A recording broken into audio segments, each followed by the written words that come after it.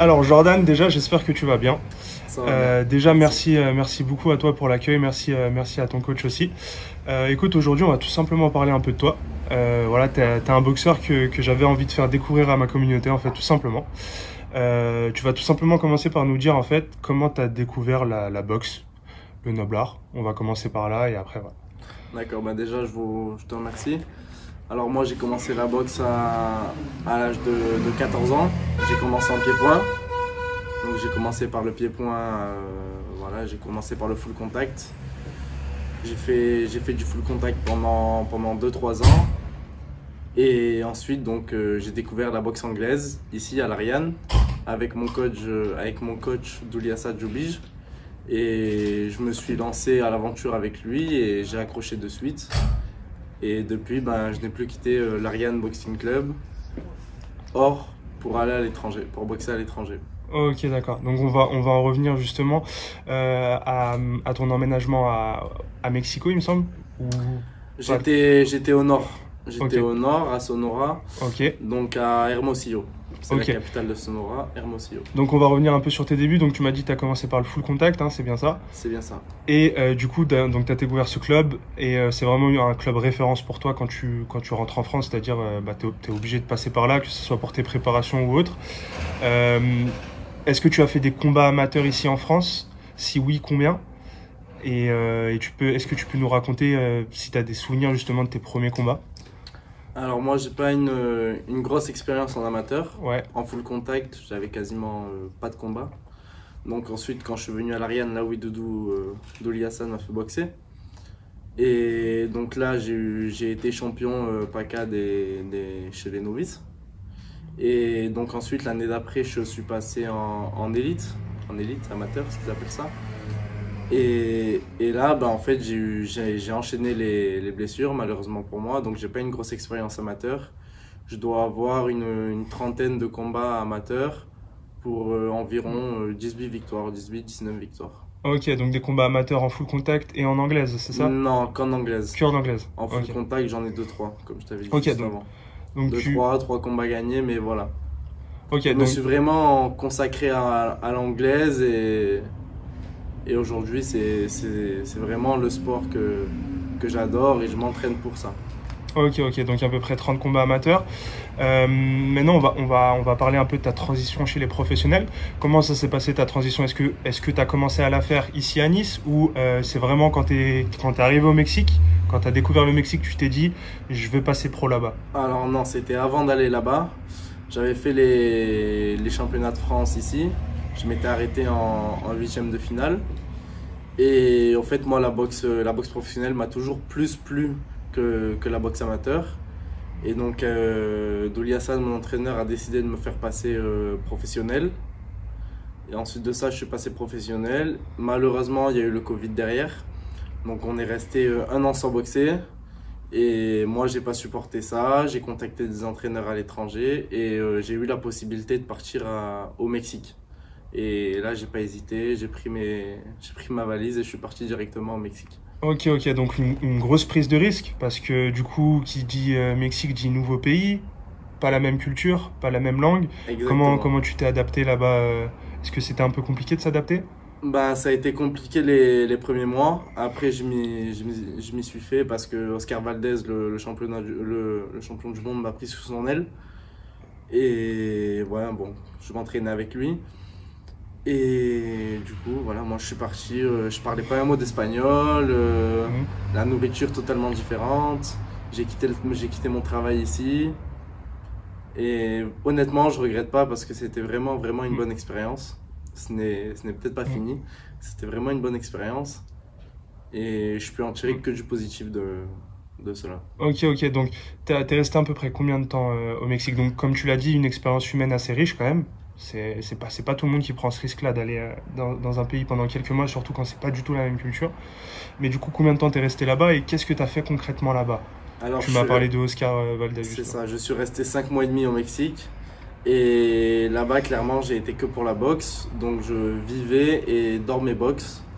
C'est-à-dire, bon, j'avais des schémas d'entraînement. Tous les matins, c'était course, musculation. Le soir, entraînement. 2 à 3 séances de sparring par semaine. avec Oscar Valdez, qui se passait très bien d'ailleurs. Et ensuite, Oscar Valdez a aimé ma façon de boxer, a aimé mon style et a voulu me faire rester plus longtemps. C'est pour ça que je suis resté plus longtemps à ses côtés. Et encore une fois, malheureusement pour moi, je me suis blessé au niveau du pouce. Je me suis fait une fracture du pouce, ce qui m'a contraint à rentrer ici en France. Ok. Donc, tu vas nous parler à peu près de tout ça. Donc, tu as été sparring partenaire de Oscar Valdez. Pour ceux qui ne le connaissent pas, c'est donc un champion du monde WBC. Tu peux me rappeler la catégorie? Tu boxes dans la même catégorie? 58 kg, super léger. Ok.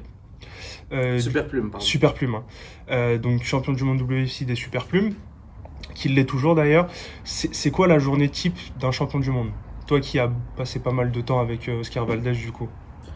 Alors la journée type, c'est alimentation saine déjà, pour commencer, super important l'alimentation.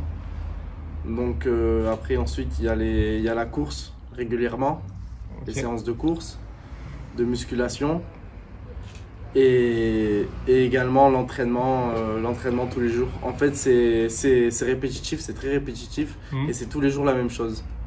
Donc voilà, il faut s'accrocher, il faut aimer ça, il faut vraiment que ce soit une passion. Et c'est tous les jours la même chose, c'est une habitude à prendre et après ça va tout seul. Ok, donc beaucoup de discipline, hein. Beaucoup de discipline. Énormément de discipline. J'imagine. Énormément de discipline, pas de sortie, limiter les aliments gras, voire pas du tout. Énormément de légumes, de fruits, tout ça, d'entraînement, de sacrifices, tant au niveau personnel que professionnel. Enfin, c'est vraiment une vie la boxe. Ok. Et toi, qu'est-ce que tu en as pensé de l'état d'esprit d'Oscar Valdez? Parce que quand on le voit, nous, le grand public, on voit un boxeur qui est dédié à ce sport-là. On voit un boxeur qui s'arrache à l'entraînement. Est-ce qu'il est vraiment comme ça? Est-ce que de temps en temps, tu l'as vu un peu relâcher la pression? Comment il est exactement hors boxe? Oscar Valdez, il est très sérieux. Moi, j'étais avec lui avant qu'il commence son camp d'entraînement contre le Brésilien. D'ailleurs, je devais y aller certainement à ce camp d'entraînement, mais bon, je me suis blessé, donc j'ai dû rentrer. Et donc avec moi, il gardait la forme, il s'entraînait quand même tous les jours, on faisait des bonnes séances de sparring. Et oui, Oscar Valdez, c'est quelqu'un de très sérieux. Il est très sérieux, il a dédié aussi sa vie à ce sport. Il est passé par les Jeux Olympiques, grosse carrière amateur, grosse carrière également professionnelle, beaucoup de KO au compteur. Voilà, c'est quelqu'un aussi qui pense qu'au sport. C'est-à-dire que quand ses amis vont manger très tard et des choses grasses, bah non, lui il va manger plus tôt et des légumes avec une alimentation saine, des légumes avec un peu de viande, tout ça. C'est vraiment quelqu'un de très sérieux et il m'a poussé encore plus à faire ce qu'il faisait. Ok, donc il t'a beaucoup inspiré. Tu m'as dit que déjà tout était carré, on va dire, au niveau de sa diète, au niveau de ses entraînements, tout ça. Donc ça confirme ce qu'on voit à peu près de lui sur les réseaux sociaux. Maintenant, on va parler un peu plus de la boxe et on va pas tarder à terminer avec ça. Mais de mettre les gants avec Oscar Valdez. Donc nous, on le connaît. Oscar Valdez, c'est un super plume quand même qui a beaucoup de KO. Il n'y a pas beaucoup de super plumes qui ont autant de KO que lui. Il a un très bon ratio victoire-KO. Est-ce qu'il fait mal? Est-ce qu'il fait mal quand tu mets les gants avec lui? Honnêtement, oui. J'ai jamais eu quelqu'un qui m'a fait autant mal. Autant mal, ses coups sont précis, ils sont forts. On pourrait croire des fois qu'il frappe pas fort parce que voilà, c'est un super plume et il pèse que 58 kg. Mais bien au contraire, ça frappe fort. Moi, honnêtement, pour ma part, jamais personne ne m'a frappé aussi fort. Après, on se faisait des bonnes séances de sparring, on se faisait des bonnes guerres et c'était pas mal. Ça valait le coup. Ok, donc tu retiens quand même une expérience enrichissante pour toi, que ce soit sportif ou humainement. Et du coup, tu m'as dit que c'était quand même de beaux moments, même si voilà, il faisait mal. Donc, on va encore finir sur ça, on va encore un peu parler de ça. Mais du coup, beaucoup de débit de coups. Hein. C'est un boxeur qui met quand même beaucoup de coups, mais il fait mal aussi. Il met beaucoup de coups, mais à l'entraînement, c'est pas non plus ce qu'il fait de mieux. C'est-à-dire que c'est un boxeur qui bouge très bien, il gère très bien sa distance. Après, c'est un champion du monde, il sait tout faire. En fait, il sait tout faire. Après, c'est sûr que sur le ring, il a une allure de guerrier, c'est-à-dire qu'il va au front. Mais on va dire qu'il est complet. Ok, c'est un boxeur très très complet. Il est vraiment complet. Vous étiez combien en général à tourner avec lui pour une séance de sparring? Moi seul. Ok, d'accord. Voilà. Et avec lui, voilà, j'ai progressé, j'ai écouté ses conseils, il m'a donné énormément de conseils. Que ce soit des petits conseils, ou comment sortir des coins, ou comment bouger. J'ai beaucoup appris également avec lui. Ok, donc déjà il t'a beaucoup inspiré, de par justement son hygiène de vie, de par justement son sérieux, tout ça. C'est quoi les objectifs pour toi, très prochainement? Parle-nous un peu du coup de tes prochaines échéances, excuse-moi, de tes prochains combats. Parle-nous un peu de tout ça. Et voilà, comme ça les gens vont pouvoir savoir un peu ton actualité et vont pouvoir te suivre de très près. Alors moi je suis revenu donc à la salle il y a 2 semaines, 2-3 semaines. Je me suis rentraîné du coup après ma fracture. Là aujourd'hui ça va mieux. Je compte reprendre une bonne forme avec mon préparateur physique également à côté de la salle parce que j'ai Douli Assad, mon entraîneur de boxe, mais à côté j'ai un préparateur physique.